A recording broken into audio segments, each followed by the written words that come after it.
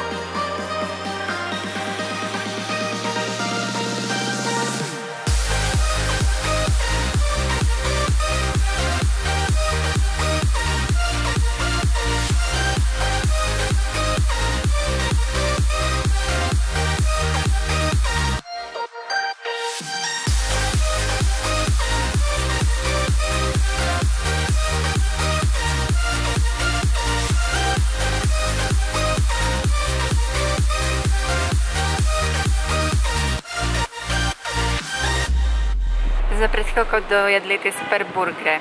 Sme teda hodne napapaní. Fakt, I love veggie burger. Aj hodne ľudí tam chodilo, takže som z toho úplne nadšená, že vegánstvo sa takto šíri. Jo, a ešte sme vám chceli niečo ukázať, vydržte. Ešte som si tam ukrostila takúto kartičku. Tá sa mi hrozne páči. Takže palec nahor.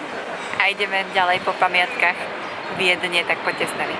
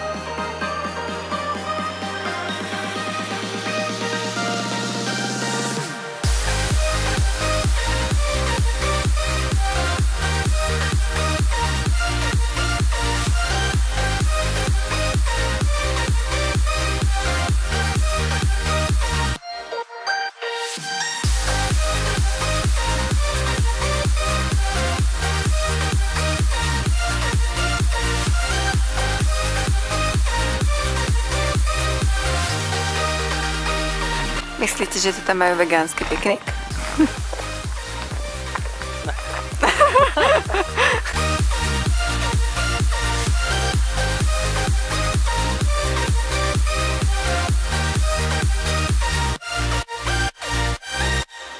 Už kráčame smer autobusová stanica.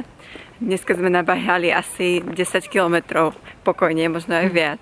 Už sme teda unavení, ale spokojní s výletom.